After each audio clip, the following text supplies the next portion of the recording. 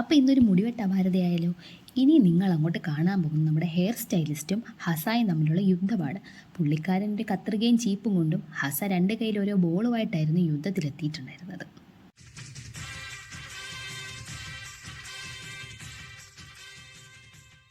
അങ്ങനെ യുദ്ധത്തിൻ്റെ അവസാനം നമ്മൾ എങ്ങനെയൊക്കെയോ മുടി വെട്ടി സെറ്റാക്കിയിട്ടുണ്ട്. ലാസ്റ്റ് എയർ ഡ്രയറിൽ നിന്ന് ഇങ്ങനെ എയറൊക്കെ അടിക്കുമ്പോഴത്തേക്ക് ഹസായുടെ മുഖത്ത് ഓരോ എക്സ്പ്രഷൻ ഇങ്ങനെ മിന്നി മറിഞ്ഞ് പൊക്കോണ്ടിരിക്കുകയായിരുന്നു. നിങ്ങളെല്ലാം റെഫറൻസ് പിക്കും കൊണ്ടാണ് വരുന്നതെന്നുണ്ടെങ്കിൽ അവർ അതേപോലെ തന്നെ സ്റ്റൈൽ ചെയ്ത് തരുന്നതായിരിക്കും. നമ്മളങ്ങനെ പിക്കൊന്നും കൊണ്ടുപോയിട്ടില്ലായിരുന്നു. അതുകൊണ്ട് നമ്മൾ പറഞ്ഞ പോലെയാണ് അവർ മുടി വെട്ടി സെറ്റ് ചെയ്ത് തന്നിട്ടുള്ളത്. ഇതിൻ്റെ തന്നെ സൈഡിലായിട്ട് കിഡ്സിന് പ്രത്യേകം പ്ലേ ഏരിയ സെപ്പറേറ്റ് ആയിട്ടുണ്ട്. പിന്നെ നമ്മുടെ കിഡ്സിനെയൊക്കെ അട്രാക്റ്റ് ചെയ്യിക്കാൻ വേണ്ടിയിട്ട് ടോയ്സ് തന്നെയാണ് ഇവർ കസേരയ്ക്ക് പകരം യൂസ് ചെയ്തിരിക്കുന്നത്. ഇതൊക്കെ കാണുമ്പോഴത്തേക്ക് നമ്മുടെ പഴയ മുടിവെട്ടയുടെ ഓർമ്മ വരുന്നു. ഒരു കറങ്ങുന്ന കസേരയും ഫ്രണ്ടിലും ബാക്കിലും 2 കണ്ണാടിയും, അണ്ണൻ്റെ വക പറ്റ വെട്ടും. പിന്നെ ഈ സലൂണിൽ കുറച്ച് പ്രീമിയം പെർഫ്യൂംസും ജുവൽസും പിന്നെ കുറച്ച് സ്കിൻ കെയർ പ്രോഡക്റ്റ്സ് ഒക്കെ ഉണ്ട് കേട്ടോ.